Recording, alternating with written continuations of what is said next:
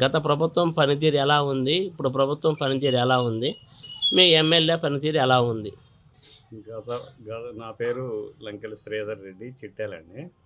గత ప్రభుత్వం అరాచకం, అక్రమ కేసులతో రాష్ట్రం అంతా నిండిపోయింది.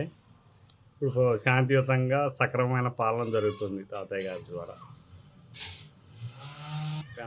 పెన్షన్లు ఫస్ట్ తారీఖు వచ్చేసరికి సక్రమంగా అందుతున్నాయి.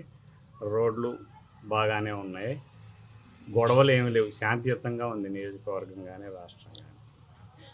అమరావతి అద్భుతంగా డెవలప్ చేస్తున్నారు. కంట్రోల్ బియ్యం కూడా ఇంటింటికి అందరికి సరఫరా చేస్తుంది. ఇప్పుడు ఫస్ట్ తారీఖు నుంచి మళ్ళీ మొదటికి వచ్చింది రేషన్ షాప్లోనే ఇవ్వడం. గత ప్రభుత్వంలో 2000, 2500 మ్యాక్సిమం ఇచ్చేసరికి అయిపోయింది. ఈ ప్రభుత్వంలో 4000 ఇస్తున్నారు. చెప్పిన రోజు నుంచి అమలైంది. అది ఆ రోజు నుంచి కలిపి 4000 చొప్పున ఇచ్చారు. ఇదంతా వృద్ధులకి బాగా ఆసరాగా ఉంది బాబు ప్రభుత్వం. కూటమి ప్రభుత్వం అధికారంలోకి వచ్చి సంవత్సర కాలం గడుస్తుందమ్మా. గత వైసీపీ ప్రభుత్వంతో పోలిస్తే కూటమి ప్రభుత్వంలో మహిళలకు ఎలాంటి సంక్షేమ పథకాలు అందుతున్నాయని మీరు భావిస్తున్నారు? మాది నియోజకవర్గం అండి. నా పేరు అనుమల్ల పద్మశ్రీ.